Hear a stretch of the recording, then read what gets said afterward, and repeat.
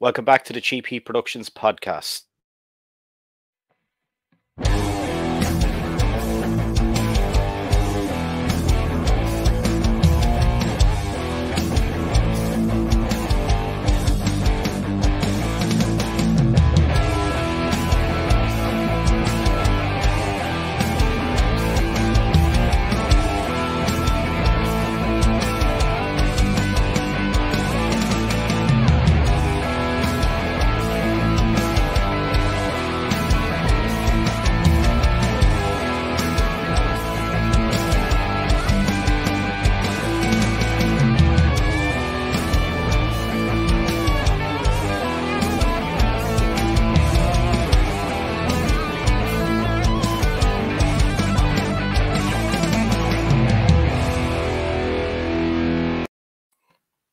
Okay, joined by a returning guest today, Devin Nicholson, as you know, from the Hannibal TV. How are you doing, man?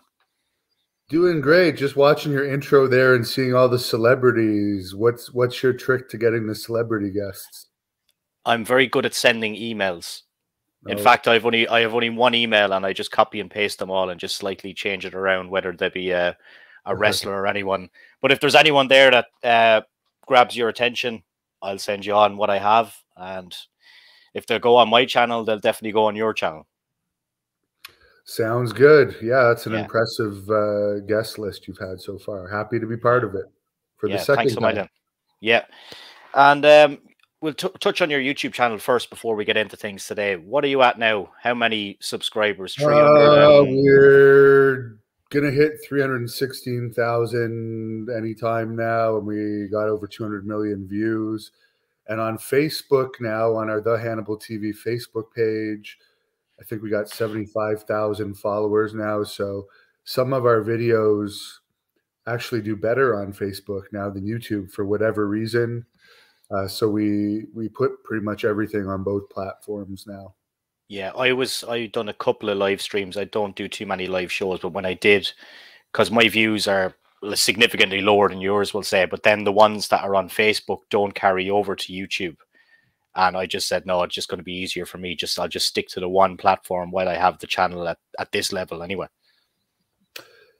Yeah, do whatever you feel comfortable with. But now that I'm doing this full time, pretty much, I do keep a part-time job just to get out of the house a few times a week.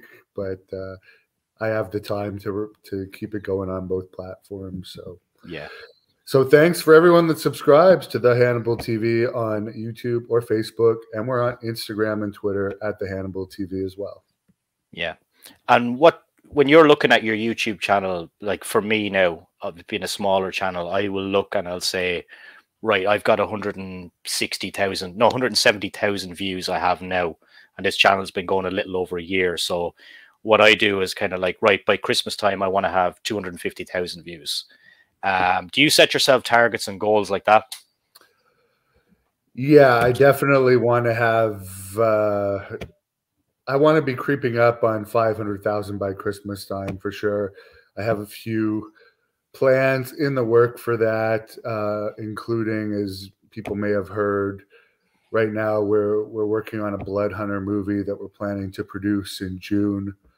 So, well, the movie will not air on YouTube, maybe YouTube movies, because it's going to be there's going to be some nudity in it and some other scenes that YouTube might be a bit fickle about. So we will post clips of that on there too.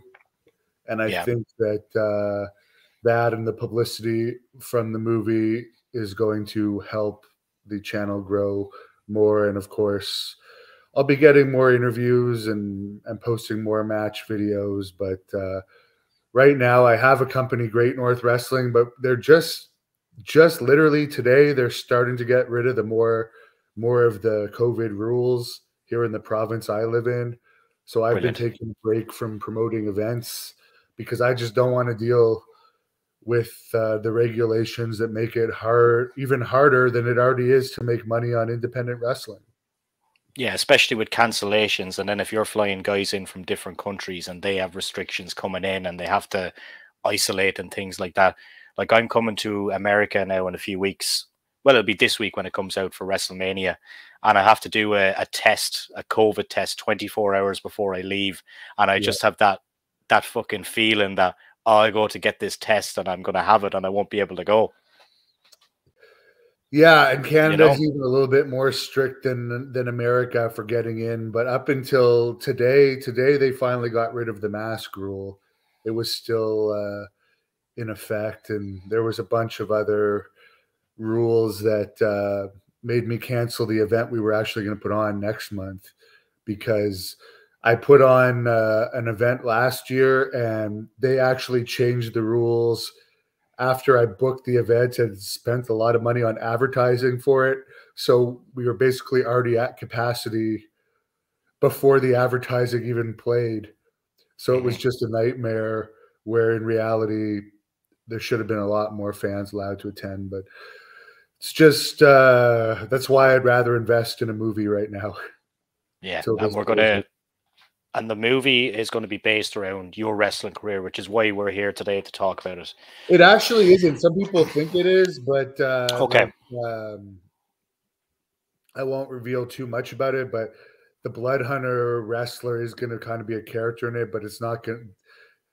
Devin Nicholson is not going to be a character in the movie. It's going to be.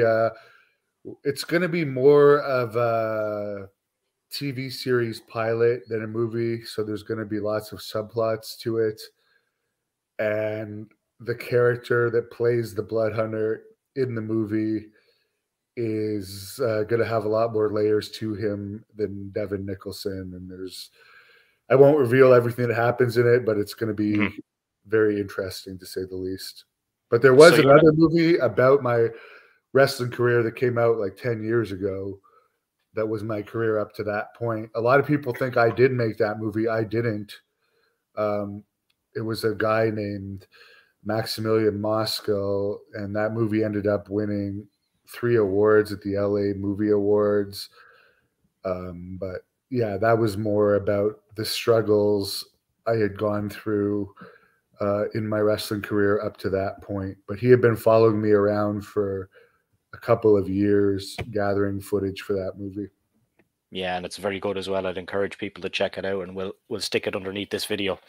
But in terms of you being wanting to be a wrestler, like when did that come into your thoughts as a young man?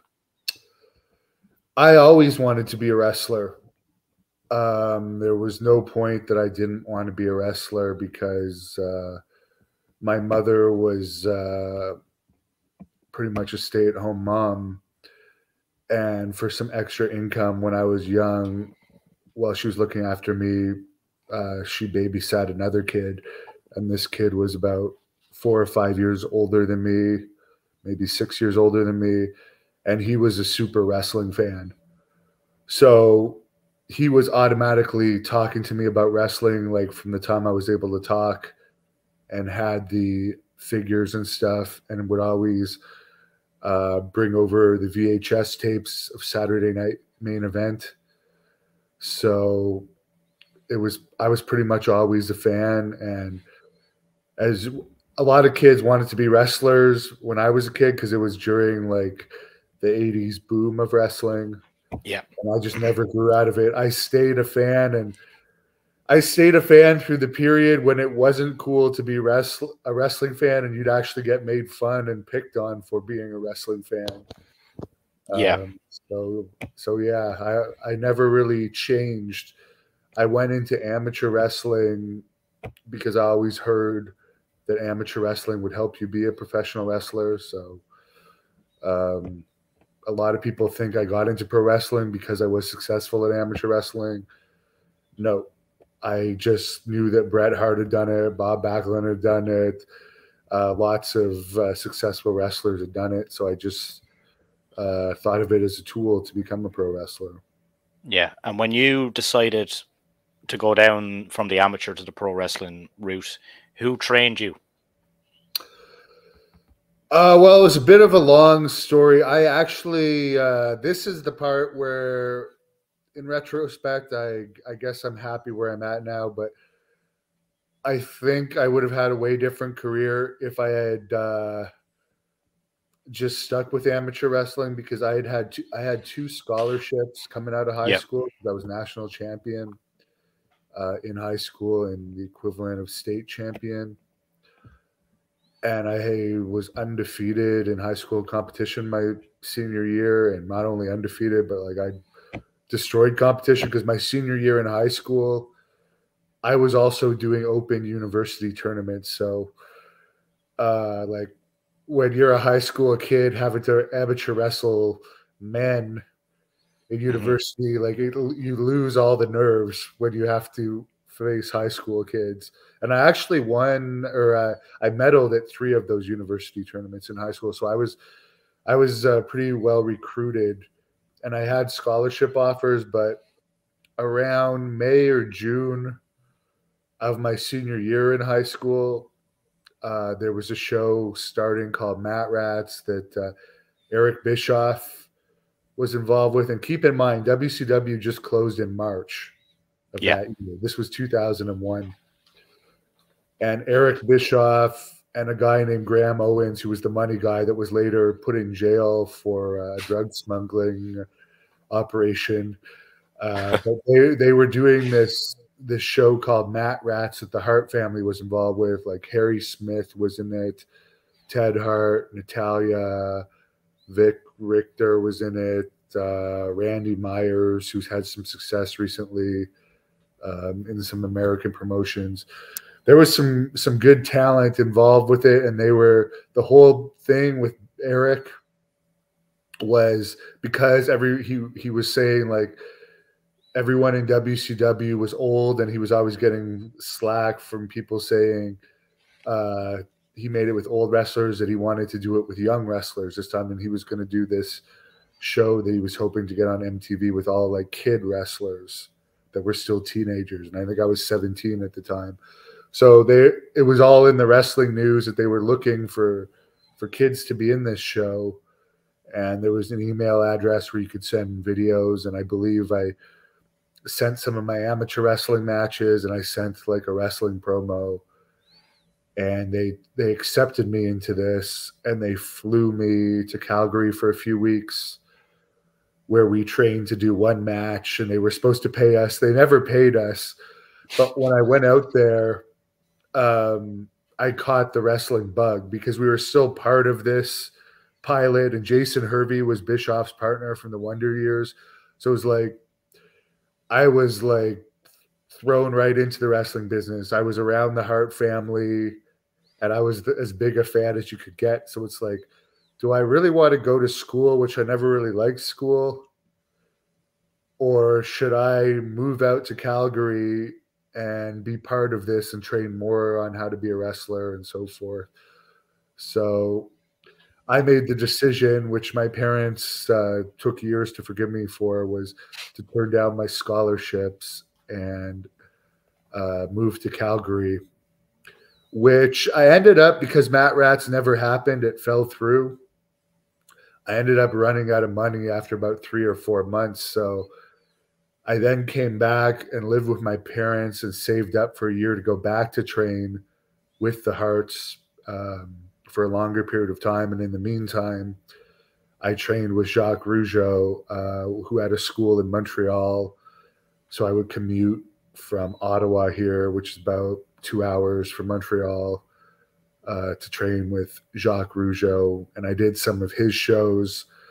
But although his training did teach me a lot, and Kevin Owens was also there at that time, although he had been there before me.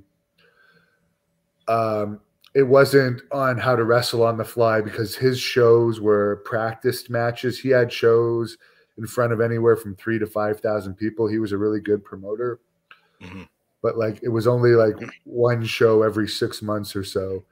And what you would do at the practices is just practice the match over and over and over again every week. So what really made me speed up my time to go back to Calgary was I came back to Calgary to visit this girl that I was seeing when I first moved to Calgary for like a week. And I got myself a Stampede wrestling match while I was out there.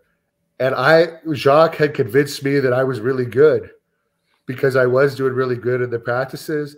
But they sent us out there, and I remember this was at like some college show that like there was like 30 people in the audience, and there was only Yeah. like 3 matches because I know I wrestled for free, but they weren't really paying anybody. It was more because this student wanted to put on a show at this college. So it was like 3 matches. So I was thrown in with this guy to go 20 minutes. And everyone in Calgary, because the dungeon was kind of like a rough place, always had a mean streak in them. There's very few that didn't have a mean streak. And I remember this guy just like pretty much beat the crap out of me for 20 minutes. At that time, I didn't realize how rough he was being with me.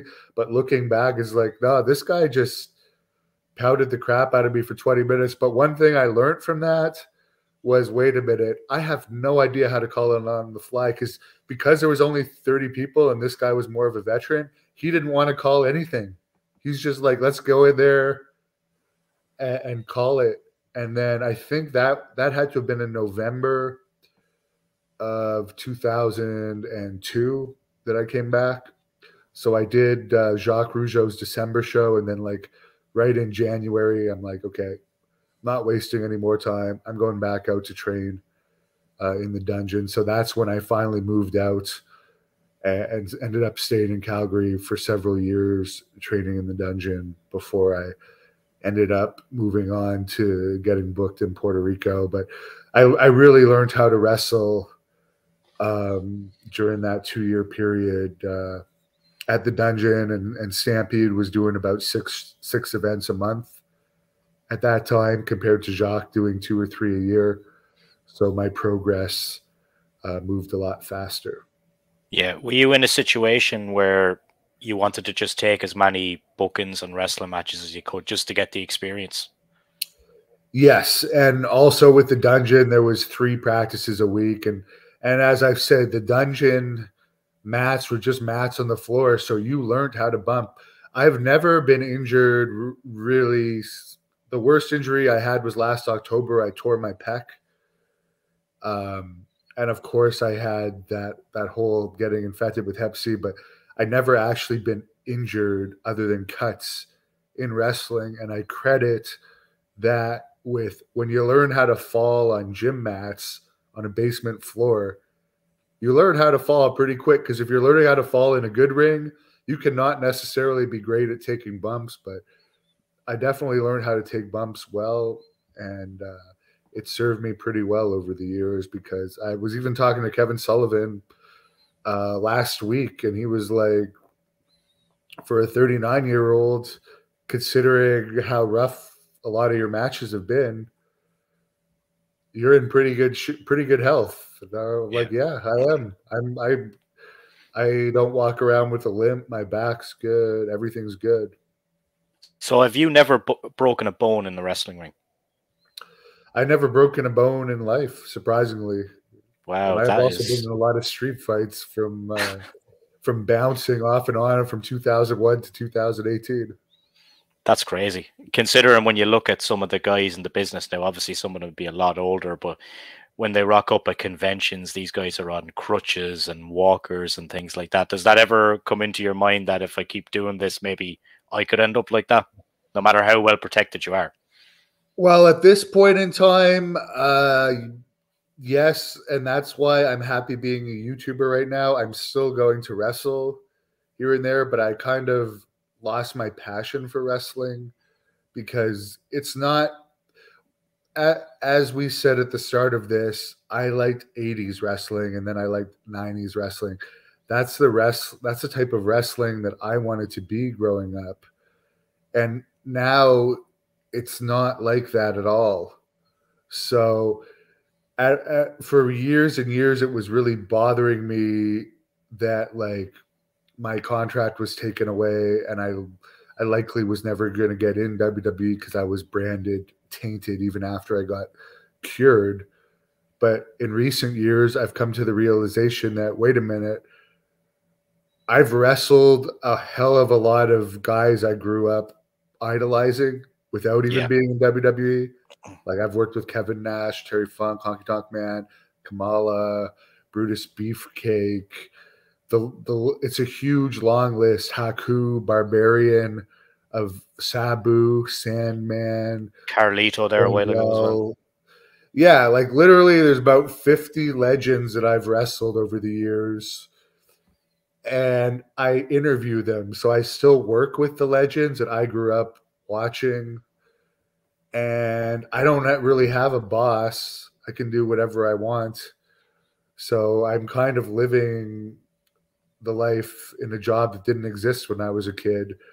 That is very satisfying. Where wrestling now, you're going by a script, and from what I understand, it's very stressful backstage, and there's so much politics. And I've experienced politics without ever being full time in Yeah. WWE, although I've had WWE matches, and it's just a negative environment. So I'm happy with what I'm doing, and only wrestling here and there under circumstances that I want to wrestle under. If it's someone that I really want to wrestle or an event I really want to be on, but I don't really have the passion for being a wrestler anymore.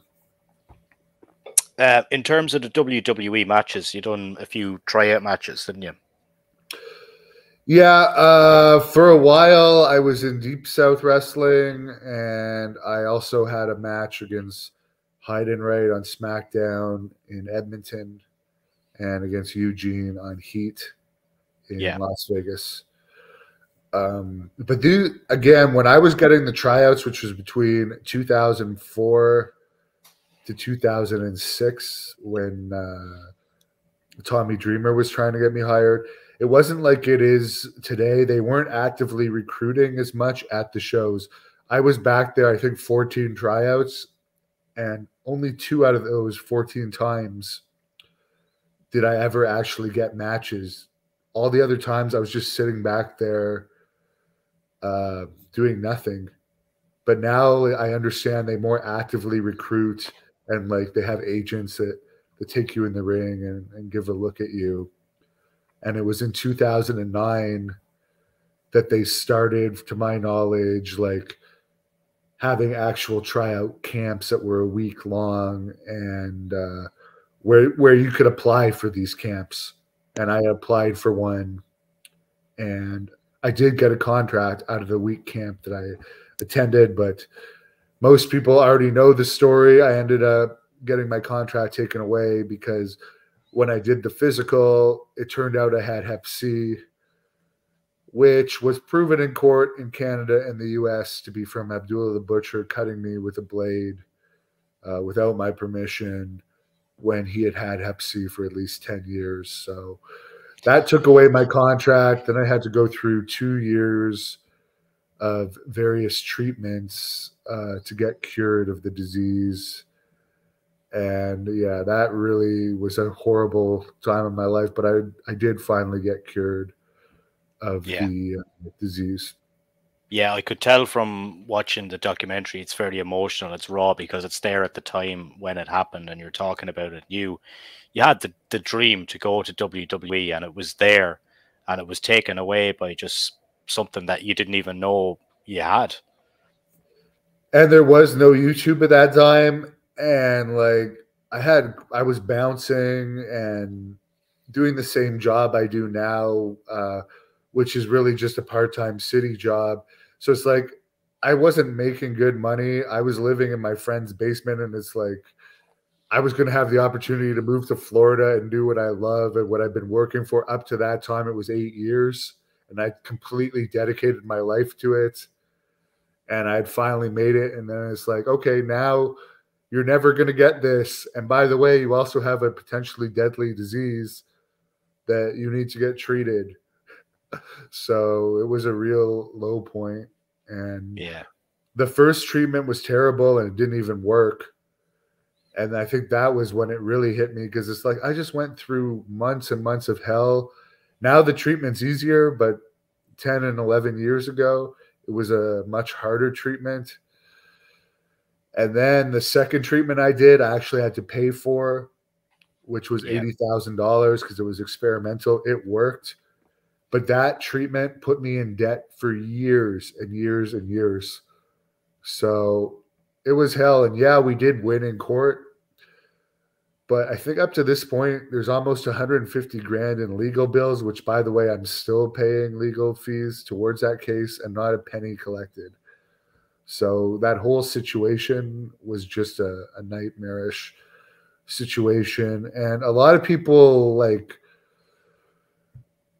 are will hold it against me if I Yeah. blade now or something.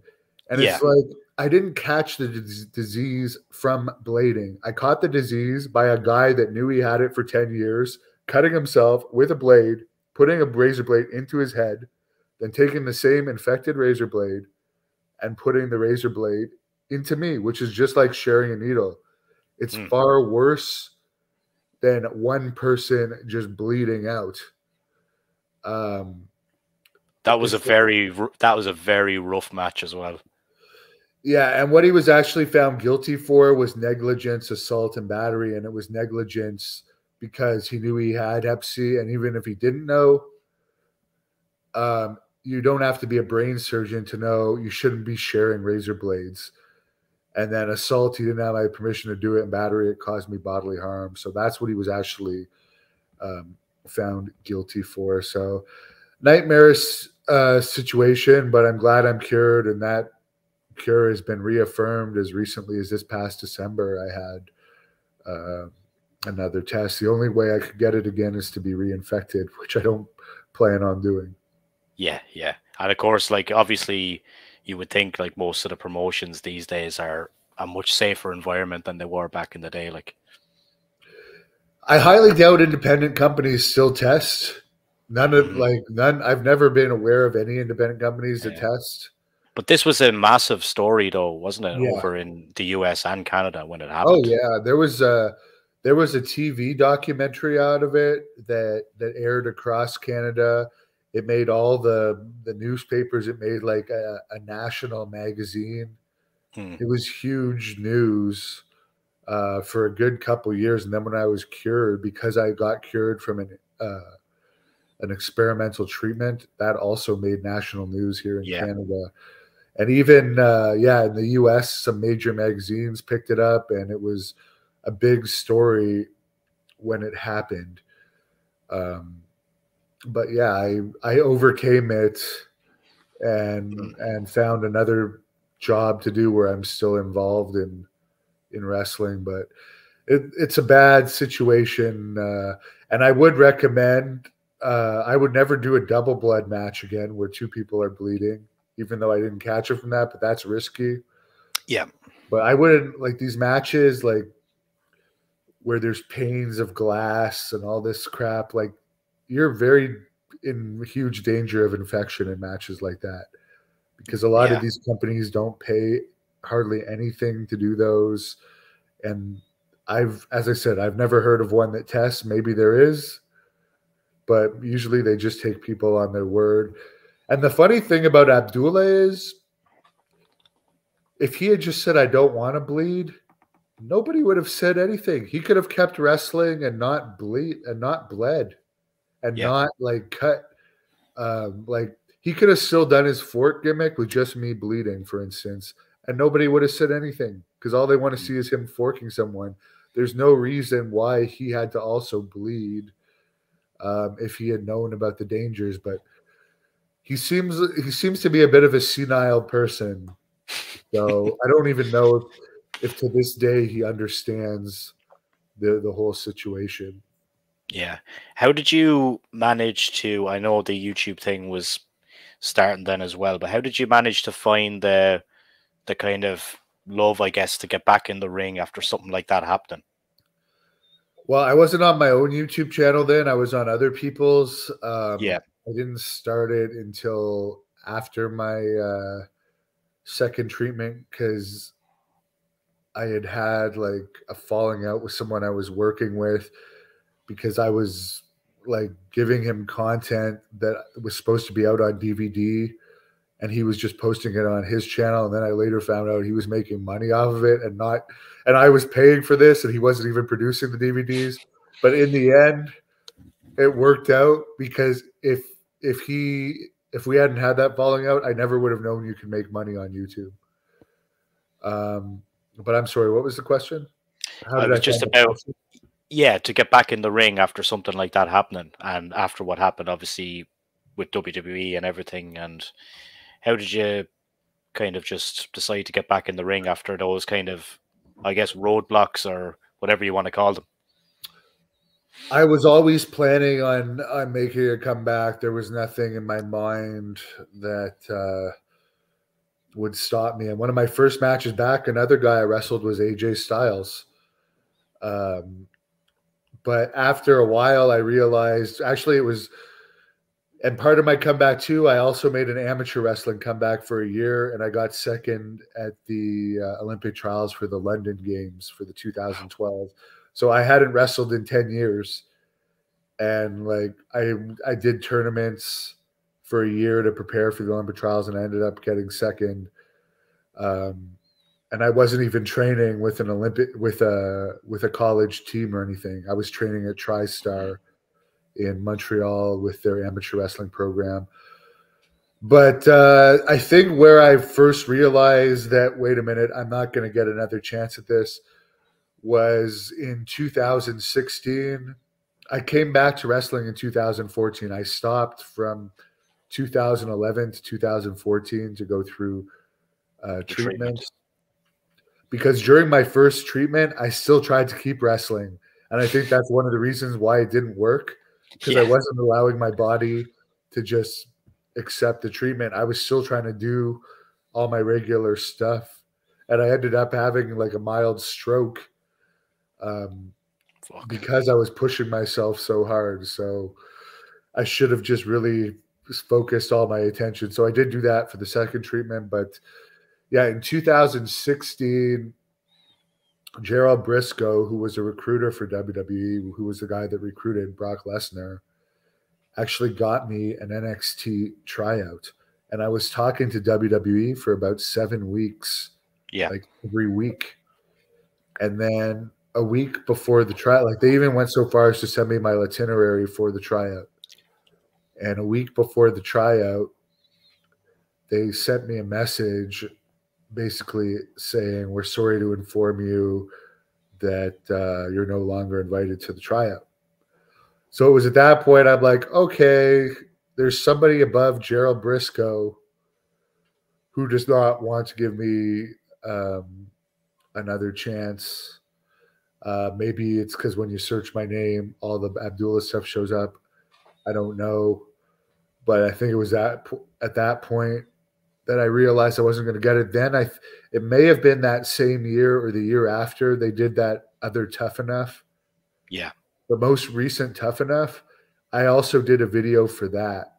Oh no, it was the year before that they did the Tough Enough. It may have been 2015, because I did a Tough Enough application video that had over 100,000 hits, and they aired it on SmackDown as part of a collage. And I'm like, okay, they might give me another chance. But even though my video had higher hits than a lot of the ones that actually made it on the show, and the ones that won that year didn't even go past developmental, they never gave me a chance. So I think it was those two kind of things that made me realize, okay, I'm not going to get a chance in WWE. I better just focus on YouTube. So it was around that 2016 year that I was just like, okay, I'm going to invest my money and time in getting interviews and going on interview trips and building up my channel, because someone doesn't want me there for whatever reason, and it's never going to happen. So, so for the people that want to say, because I report negatively, I don't really even report negatively. I tell my true feelings on wrestling. If I see something good on WWE or AEW, I'll say it. But if I see something bad, I'll also say it. And some people will say, well, this is why they won't give you a chance. It's like, no, before I ever even started reporting on the news, they weren't going to give me a chance. So I'm going to report neutrally on the news. Yeah.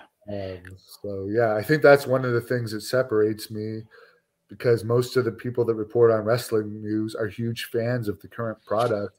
Yeah. I'm not secretly watching the 9 hours of WWE product that's out there a week. I can barely make it through the 3-minute highlight, but I do read the news every day. And I think Yeah. there's a lot of fans out there like me that used to be fans of wrestling. Yeah. Same as me, really. Yeah. I like reading about shit that's going on behind the curtain and shit that's going on, because it's a whole other world of drama as well, and you always hear these things, and that's what kind of keeps me interested in it. Like, I'm going to Dallas to Mania because it's kind of something that you have to do maybe once in a lifetime, and the four guys that I'm going with don't watch wrestling, so we're just going to have beers for the week and enjoy ourselves. I'm not going to Hall of Fame, SmackDown, NXT, Raw, fucking, what do you call that thing? WrestleCon, queuing up for autographs and people. No, no interest. Just go for the two big shows. I wish it was still only one show. I'd prefer one night. Yeah. And then we'll fill the rest of our time having some fine beer and whiskey for the week. Yeah, it waters it down, and Dallas is a fun town to go out in. I have been in Dallas quite a bit, so yeah. But yeah, no, I think I appeal to that audience that, like me, we still want to know about the behind the scenes stuff, but we don't really want to watch it unless something big happens. Like if something really interesting happens, we'll watch. Like I'm sure when Cody Rhodes debuts, I'll look it up on YouTube because I'll be interested to watch. But other than that, there hasn't been anything in recent memory that I've been interested in actually searching up on YouTube to watch. Like for the guys, for the casual fans that I'm going with, let's just say I just mentioned Stone Cold Steve Austin and I'll mention Johnny Knoxville, and they're like, "Oh, right, that's cool, that's interesting. Yeah, let's go." You know. But in But terms of for the the Austin thing, he's just going to be doing an in-ring promo, so it's not like that. I mean, that could have just as easily happened on Raw. And then one thing that bothered me recently about AEW that just kind of like made me remember why I don't like wrestling so much was William Regal making like the public apology for going over on time. And it's like, why do all the fans need to know that there's set times and you broke it and now you got to apologize because you have heat? It's like there's no magic left in wrestling to like pull me in and make me think that it's somewhat real anymore, sadly. I mean, if Austin wrestled Goldberg, I may have been interested in that in WrestleMania because like that was a match everyone wanted to see and never happened. But there's no matches on there that really piqued my interest this year. The only thing that interests me about the Austin thing is I seen him doing some interview on American, maybe it was a podcast or television the other day, and he said, "I've been working on my cardio, blah blah blah. I've been hitting the gym, okay, and I haven't done this in 19 years." But like he has been back within those 19 years. Like 19 years ago, he had that match against The Rock. So I don't know why they're saying that this is my first time back in 19 years when he's been back a lot of times within those last 19 years. So they must be planning on doing something a little bit more than a Kevin Owens show, but maybe they're too afraid, or he's too afraid maybe to advertise it as a match in case he looks bad. I don't know. We'll see. I'll watch it when someone posts it for sure, but he has done tons of in-ring segments where he's stunnered people and done interviews in the ring in the past 19 years. Yes. Yeah, you're 100% absolutely. correct there.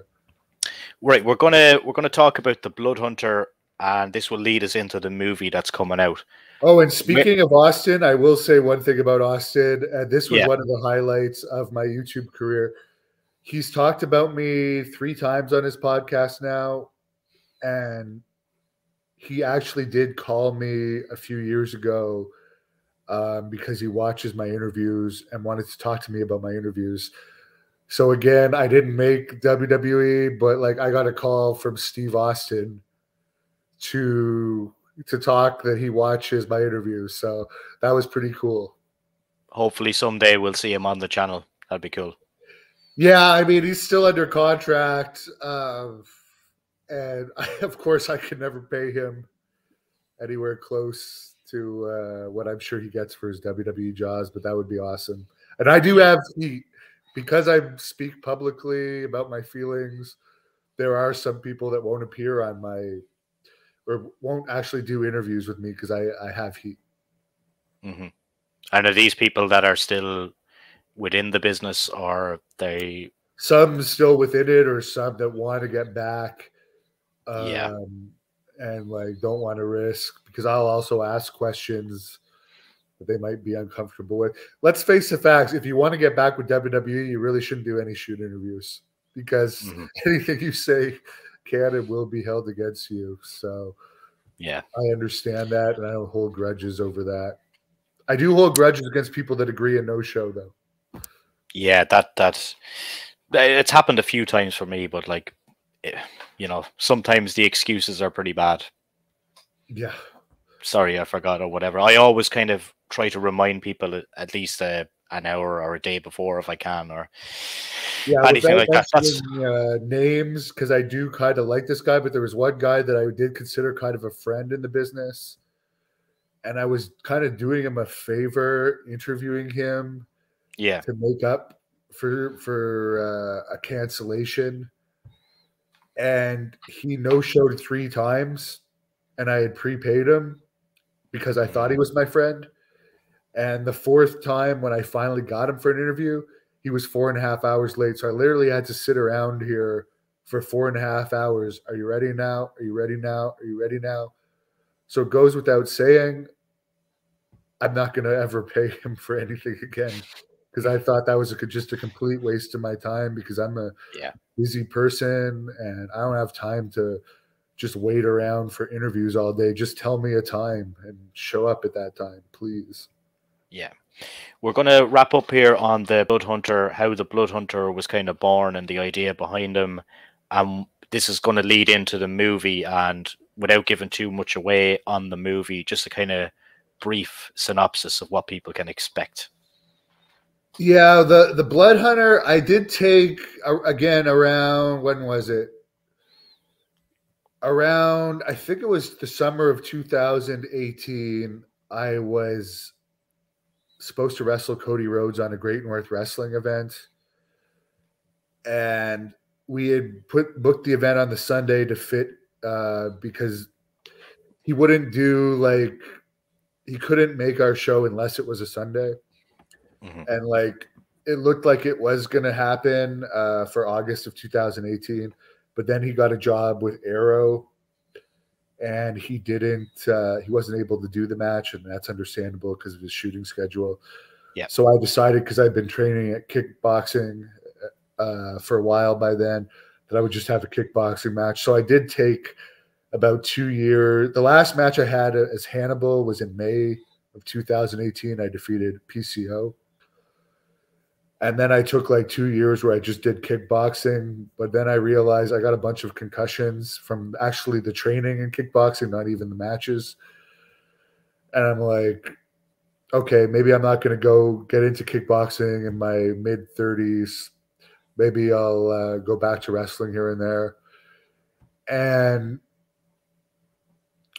I decided that I would come back as a different character. And that character ended up getting over very well. So I just stuck with the character. But it has had some controversy. You could say it's Yes. over now. You could say it's over now more than ever. And back in December, he was the most hated heel in the business. Made TMZ, the UK Sun, the UK Metro, New York Daily News, New York Post, Toronto Sun. So I think the Blood Hunter might be too controversial of a character for today's wrestling. And I think I heard Kevin Sullivan say it lately.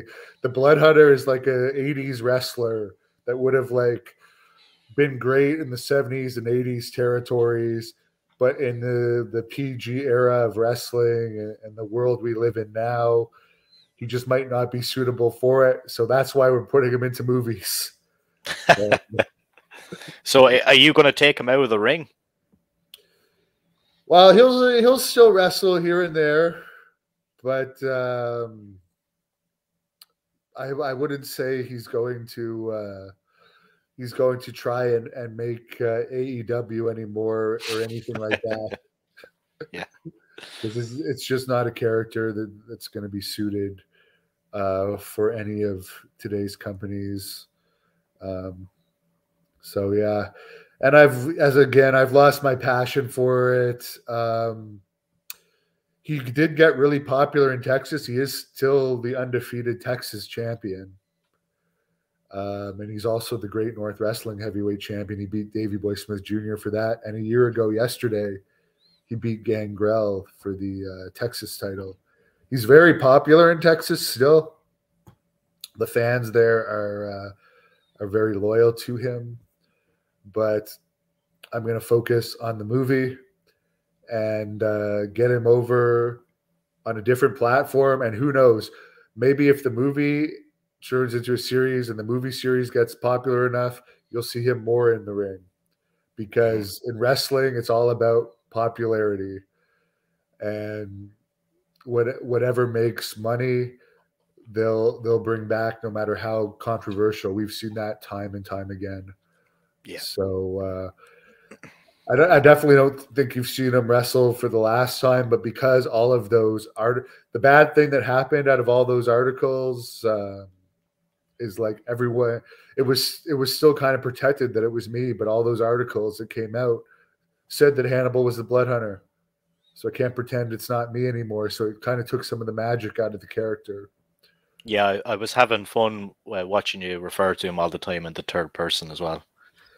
Yeah, and sadly, they got the better of him there. Yeah, So yeah, whatever, it was an interesting character. Great to work with Kevin Sullivan as the manager, and he had tons of other managers. But the fact of the matter is, no matter who was managing him, his hits were pretty similar. So it was the character that was over. So who knows when he'll come back? I would say he'll probably have a match this year for sure after the movie's done. I'm not going to do anything to risk getting hurt before the movie because that would be tragic. But we'll see what happens with that character as time goes on. Yeah, well, man, it was great to have you on again today, and best of luck with everything and the movie. And hopefully, when the movie is maybe about to hit, we might get you on to talk to us about what way you're going to distribute it, etc. For sure, yeah. And if we're filming it in June, I'm hoping it'll be out by the fall because it is going to be an erotic horror movie. It's actually a vampire movie, but it will appeal to wrestling fans because the Blood Hunter is still a wrestler in it. Mm-hmm. But the Blood Hunter, and I do consider myself a vampire in real life, but the Blood Hunter is a vampire in the movie. But there's all kinds of subplots that I think it will also appeal to mainstream people too. And like, it's going to be similar to an 80s horror movie in many ways. I'm a big fan of 80s horror movies, but it's going to be realistic. There is going to be special effects in it, but like the Blood Hunter's not going to be able to fly and he's not going to be able to like disappear. So the scariness of it is going to be real, and there's going to be also gorgeous women in this. So I think there's going to be something for maybe not everyone, because some people might be offended by it, but something for the wrestling fans like myself that love 80s and early 90s horror movies. Exactly, and the vampire movie fans. It's going to be pretty cool. 80s horror movies is my favorite genre of movies, and I'm actually really excited about this. And as I said, one of my last matches for PCW Ultra as the Blood Hunter against Scorpio, I got a bad concussion, and then when I wrestled Sabu earlier this year, I got a really bad concussion too, and I also tore my pec. So I think the movie is going to be a lot more controlled stunts and stuff, less likelihood of injury. So I think it's a good path to go down. As I'm 39 years old now, but I'm 39 and I'm feeling fine, and I could beat up the vast majority of 20-year-olds still in a shoot. Yeah, Thanks a million for your time today, man. Really enjoyed it. Thank you. Subscribe to the Hannibal TV on YouTube and Facebook. Like our page on Facebook, and we're on Twitter and Instagram at the Hannibal TV. TheHannibalTV.com. You could order this Blood Hunter hoodie. There's a merchandise link and other the Hannibal TV merch as well. So thanks for having me, and good luck with your continued success of your YouTube channel. Likewise to yourself, man.